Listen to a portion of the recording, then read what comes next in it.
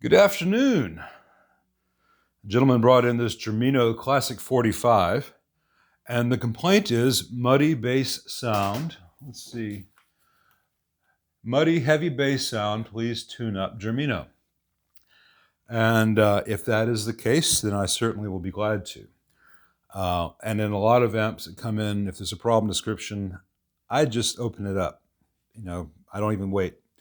But there are two factors here that make me want to verify first. And this is not meant as any disparagement of the owner, whom I do not know, I've not met him yet, and his experience level. But number one, Germino, Greg makes consistently some of the best amps in the world. And I have had very few in for service as a result. And the ones that have come in have been very minor things. A tube goes microphonic, a tube wears out. In one case, there was an actual failure in the amp. A Monterey, which is the 67 version of the 100-watt Marshall circuit at the time, had a broken solder joint on the bottom of the board. And it had that broken solder joint because it had gone through a tornado and ended up about a football field's length away from the house it used to be in. The house was gone. The amp was stuck in the mud by a tree 100 yards away, cleaned off the mud, got cleaned off with some alcohol to get any moisture out of it, found one solder joint, replaced some shattered tubes, and the amp was good to go. So Greg builds them very well. So I don't think it's that likely that anything major will go wrong with the Germino, though it's always possible. Nothing is forever. But second of all, this is a JTM 45. It's his classic 45. He's got a radio spare as output transformer. He's really doing it period correct in a lot of fundamental, impressive ways. But this is not an amp that most people have ever really heard or played. You've heard recordings of JTM 45s. You think you know what they're supposed to sound like. They don't sound like what an awful lot of people want them to sound like. So let's see how this sounds. I've got the tone stack at noon. Let's take it out of standby. Got a Les Paul on the bridge pickup, and we're going to go into the high treble channel. I'm just going to play an A chord. Got a little bit of bleed, maybe a tube, nothing too major. That hum there is because I'm sitting so close to the transformer. I have to be close to the amp to be able to reach it to do these demos. If I were playing, I'd be 4 or 5 feet farther from the amp.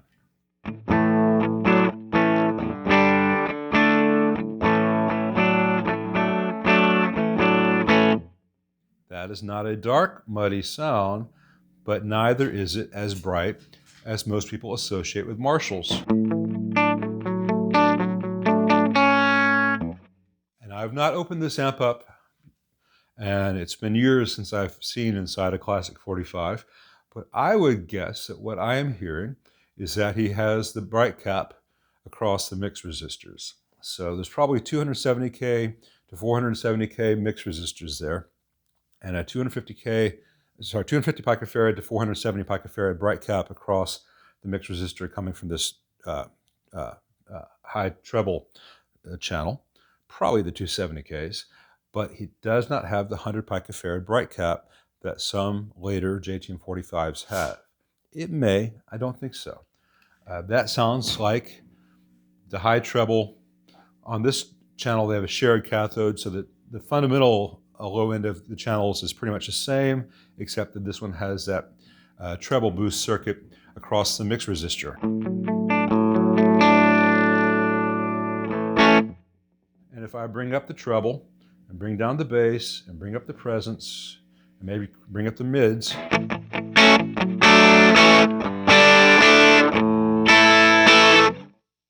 it gets brighter, but it does not approach the brightness that we associate with, say, a 68 and later Marshall. If I go from the high treble channel to the normal channel, however, this is where I think the owner's main misconception may lay, because this channel sounds like.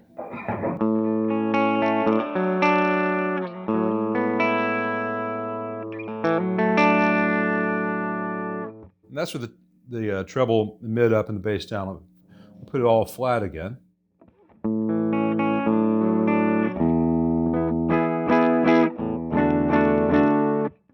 That's bridge on a Les Paul.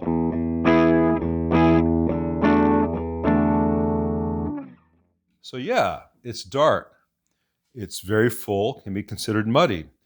That's what a JTM45 normal channel sounds like. The ones on the later plexis where you have much larger bright cap across that mix resistor, this channel gets even darker. And so that's why in later plexis you'll often jump channels. You may get the bulk of your clean sound with the normal channel and blend in just the smallest amount of the high treble to make it have a little bit of sparkle, but this by itself is too bright. So yeah, the JTM45, especially as done here, is not too dissimilar from the published schematic of the 5F6A Bassman, though the Bassman that actually was produced is different from the schematic. This is like the schematic.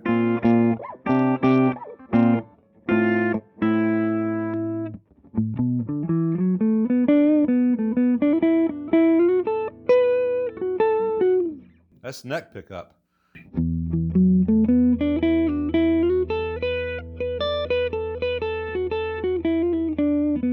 A little sitaring on that E string. I'm sorry, the B string. The weather keeps changing. Let me turn down the master a bit though, and show you where this thing shines. It's got a very nice post-phase inverter master volume.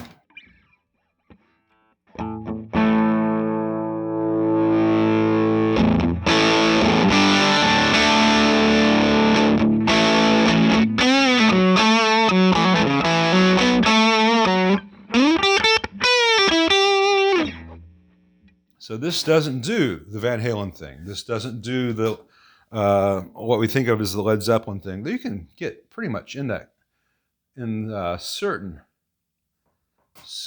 ranges.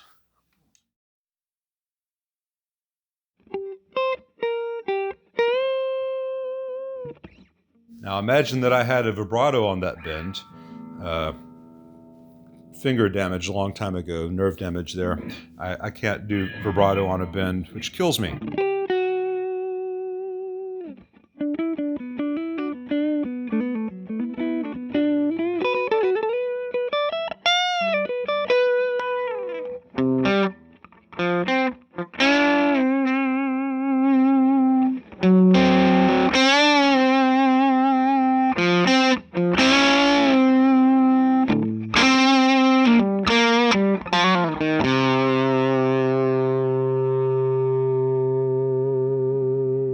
Should also be noted that I'm playing through an ET65 Veteran 30 combo, which are much more efficient than the speakers this would have been used with originally, the JTM45. If I were to plug this into an AC30 cabinet with two blues, it'd be a very different sound and feel.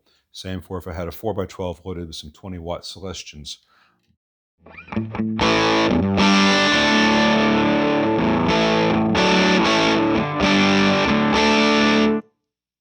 I don't think there's anything wrong with this amp, but I am going to open it up for two reasons. Number one, I don't know the owner. Maybe the owner's been playing guitar for longer than I've been alive, and this is like the 30th Marshall-style amp he's ever played, and he knows what it should sound like, and this is what it normally sounds like, but sometimes it loses high end. It gets flubbier. Maybe something's off. I'll check. Number two, because we can take a look inside under the hood, it's one thing for me to say Germino makes great amps. Let me open it up and I'll show you. All right, let's take a look inside this bad boy. I did not film it, but the cabinet work is really good. It's really well constructed and put together. It's got good quality, heavy duty aluminum flashing for the shielding on the bottom and good hardware. Just a second, let me get a sip of my drink. I've got a cough. I don't want to cough all over the video. I will say that before I started filming this, I did a few things that were just awkward to film because I was flipping the chassis around. The bolts that hold the transformers in place were tight. They just weren't as tight as I could get them, so I tightened them further. And while this is a very well-built amp, I will say that this ground nut that has all these grounds going to it was really not as tight as it should have been. That might have been a vibration thing in shipping. That's not a huge thing, but I did tighten that down, and I verified all the other hardware is tight. Okay, looking through, it is a bone stock JTM45 circuit. As I heard, it does not have the bright cap on the high treble channel. That's what I predicted. And as I predicted, it does have 270K mixed resistors rather than the later 470K. It's got a 500 picofarad bright cap there. It's called a bright cap. Some people will call it treble peaking. It really boosts, not by a lot, but it gives a boost around 750 hertz. Everything above 750 hertz is a little bit louder than everything below. And that's part of the major difference you hear between this channel and this channel. The other difference is because the way that this works, in this situation, it's going through a resistor with a cap across it and then a path to ground. So it passes more highs than lows. Coming from this direction, it goes through this resistor and then a resistor with a cap across it to ground through this pot, which means that the cap, which adds highs to the high treble, is subtracting highs from the normal. So this channel has got a boost on everything above about 750 hertz. I need to check the math on that. Hold up, I'll check that in just a second. I was doing based on 470, but let me check what that actually comes out to be. But anyway, let's say it's 750 hertz.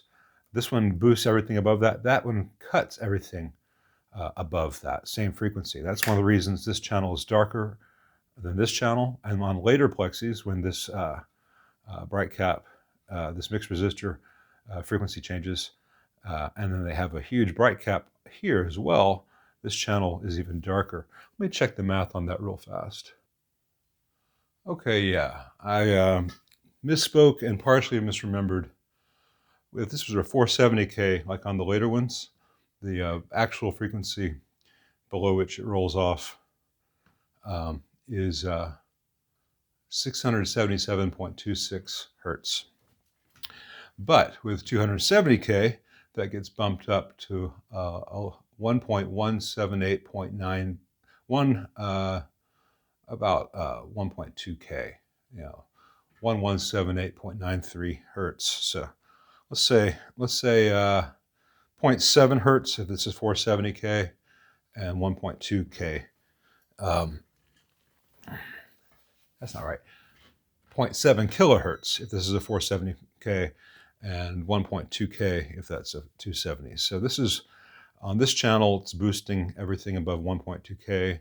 On this one, it is rolling off everything above 1.2K, which is the other reason the later Marshalls are even darker sounding on that channel, because this is boosting everything over 0.7K, and this is rolling off everything above 0.7K. It's not hard and fast. It's not like all those frequencies disappear. They taper off. Anyway, I famously digress. I meant to mention in the playing video, and I'll show it on the final playing video we do for this. This present circuit is the original one, which uses a 5K pot, and it has DC across it. So there is going to be a normal amount of little bit of crackle as you turn that pot. If you have an amp that does that, it's a Marshall style or a Bassman copy, don't worry, it's not a bug, it's a feature. Later Marshalls, and in fact in production, the 5960 Bassman, I believe, went to a 25K pot with a 4.7K resistor across it. Functionally, it does the same thing as this earlier 5K pot, but that 4.7K resistor takes the DC off the pot, so the presence doesn't make any sound. That's why they changed it. Other than that, and that it uses 47 nanofarad coupling caps on the output rather than the 100 that most JTM45s would have had. This is a stock JTM45 circuit. You won't hear any difference between going 47 nanofarad and 100. You might get a little bit tighter, but it's marginal.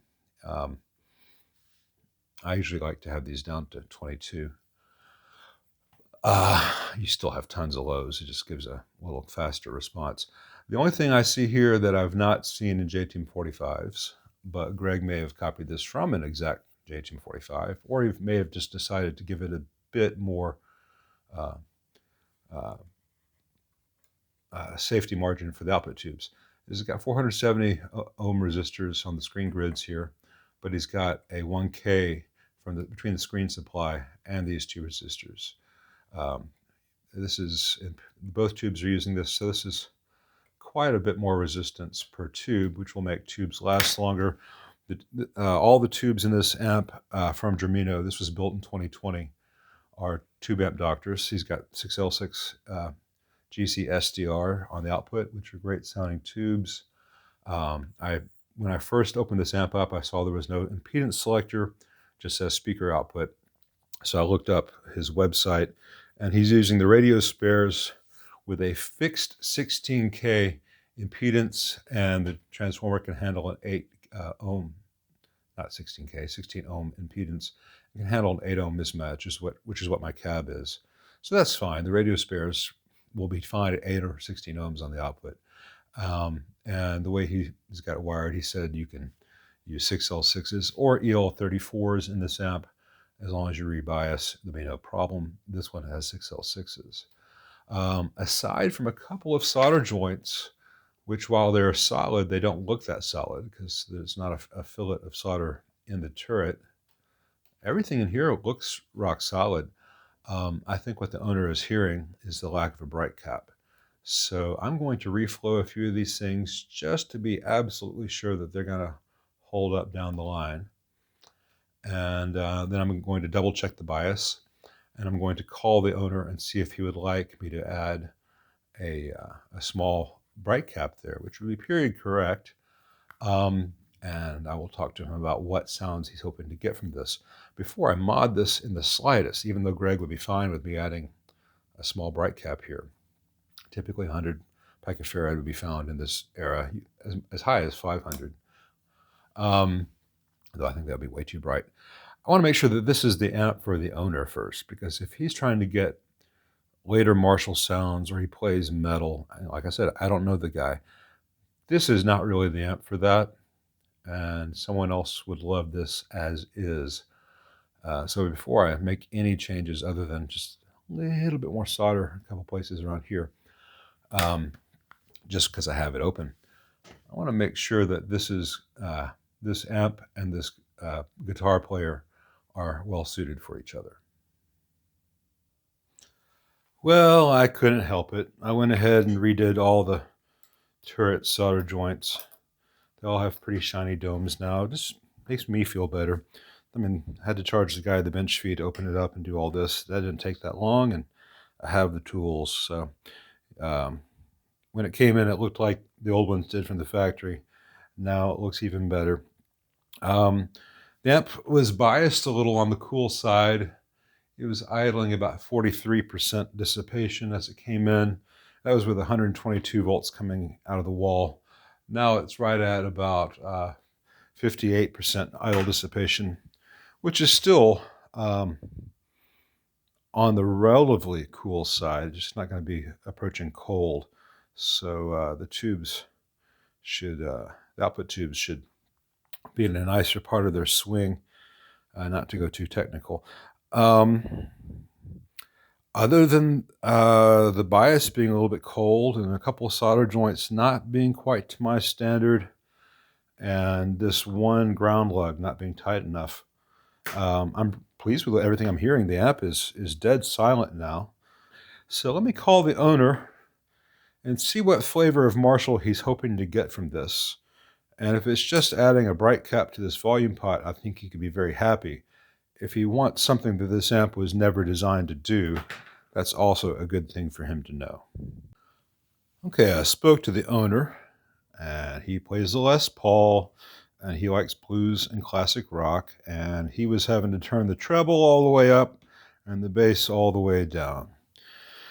And what I told him I would do, and what I have done, should fix this, though I'm going to let him hear this video before I stick with this. I put 120 picofarad bright cap on here. Greg used some really high quality CDE CDM silver micas, which I don't have in stock. I prefer high quality ceramics. And this is what I had. I've got 100 around here somewhere, but 120 and 100, you're not going to hear much difference there. If this isn't enough, we'll try about a 220 or 250. Some guys like up to a 500 in the circuit. I think personally that's overkill. I think it's way too much. And this is probably going to do the trick in conjunction, and this is critical, not just one thing. Rather than making one radical change, not putting 1,000 picofarad here, a small increase in brightness here, and then changing those 270K resistors, which are accurate to the early JTM45, to 470K. And that moves that emphasis, that pre-emphasis, treble boost, as people think of it, from 1.2K to 700 hertz, 677.26 hertz. And so you, instead of having just a kind of a high-end sheen over everything, just kind of pick a tacking up, this is going to really give an emphasis on the upper mids, and the entire circuit on this channel will get a little less bassy. Not a ton. I'm not decreasing this cap. I'm not decreasing the output coupling caps. I'm not even putting a bypass across this 820 ohm for the V2A cathode, which can give it an additional boost, which is in about the same frequency range. Because I think he'll probably be very happy with this as it is. The only thing in here that I'm a little bit hesitant about is this 100K cathode resistor on V2B. It's a very old, new old stock resistor that Greg used, and it measures 130K, which is right at the tolerance. And I don't know whether it was 130K when he installed it or whether it has started to drift up. It's got that kind of darkened, pitted look that some old carbon comps get. It's apparent to the eye. I'm not sure if it's going to show up in the video. And normally I would replace that with something a little closer to 100K because there's a lot of voltage across that. It's a critical thing. But Greg maintained the spacing. Let's see if I can show it here. Move something out of the way. On the old boards, and that's a very long run, especially diagonal. And there aren't a lot of resistors that will span that. You've got to get pretty much old Allen Bradleys and stuff that'll span that. And I don't have any carbon comps or even carbon films that will span that. I'd have to go to a metal film. And if it ain't broke, I ain't fixing it. So that's just something I'll keep an eye out. I spoke to the owner. I have a feeling that if he has any problems with this amp down the line, it'll come back. I think he's got a new tech, and that makes me feel good. He's looking forward to this video very much, I can tell you that. So let me go hook this up in the other room, out of the cabinet this time. I want to check the preamp tubes for any microphonics or anything like that, and we will see what it sounds like, and that should be cool.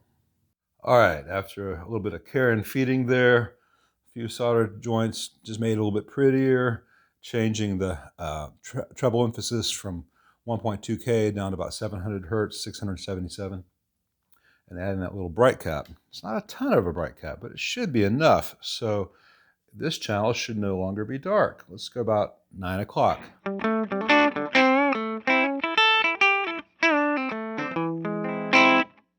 That's with a tone stack at noon. If I go higher than that,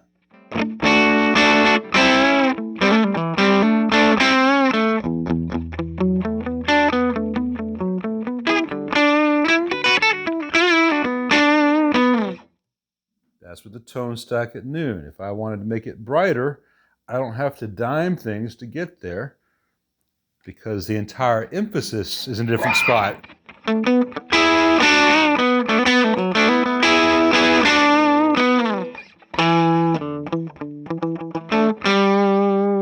If I go higher than that,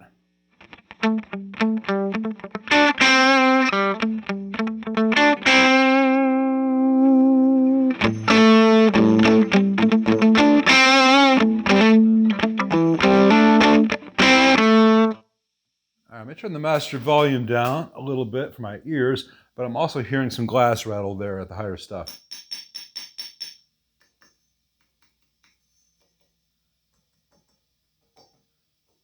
All right, I think it's V1. Let me grab a different tube real fast.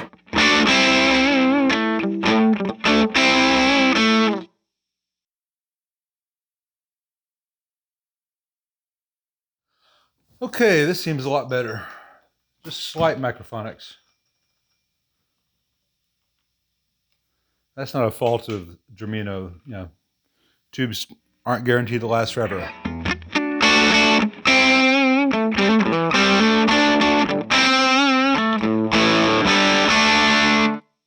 Now, to recap from earlier in the same video, to get those same sounds, you used to have, I must have turned up the treble when I meant to turn up the volume. To get those same kind of sounds before, you had to have everything cranked.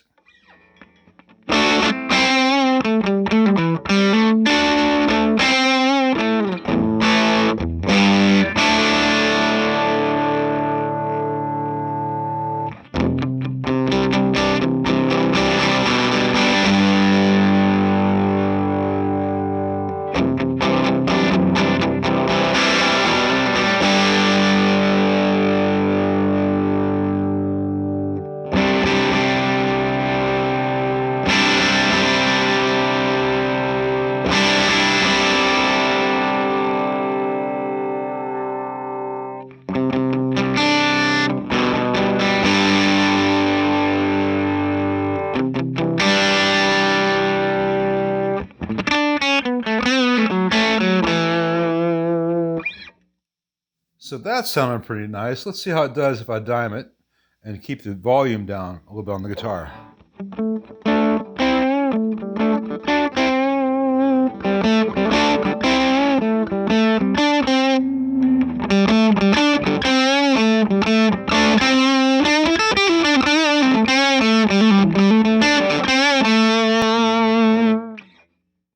Well, that's a radical difference in how the amp was when it came in. And I'll have to have the treble on 10 to get some attitude without it being flubby. Now the trade-off is, since we added everything above 700 hertz to this channel, means we subtracted that same 700 hertz from this channel, which means this channel will now be darker.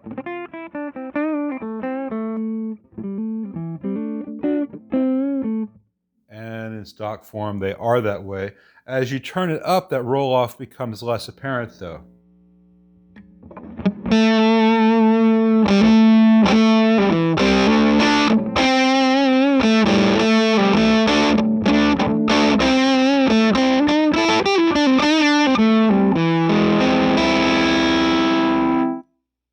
That's dime, though I have the master down.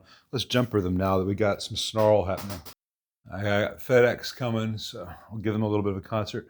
Let's try that thing we did before where we get like a clean sound with the bass heavy normal channel.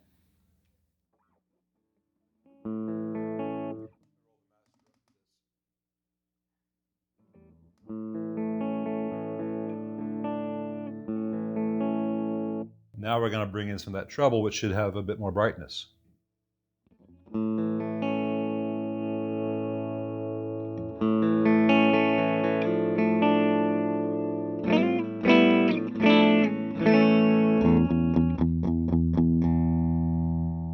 So that normal channel is still going to give us that really low octave. But we have all the rest of it from here.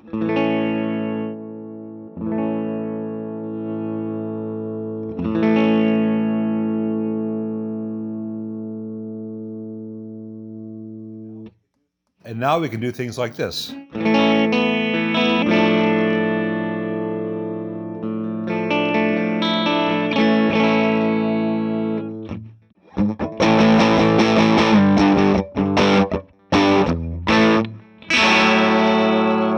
need the dragon on my flares. I don't know if you saw that kick on the camera. I'm a little bit rusty on my page stage moves.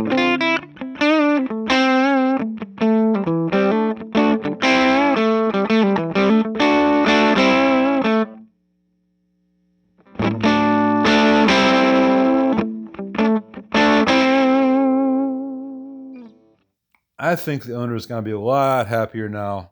It's not dark, but it's not tear your head off bright like some of the later Marshalls. Should be very, very flexible. And damn, it looks cool. So what else you need, right?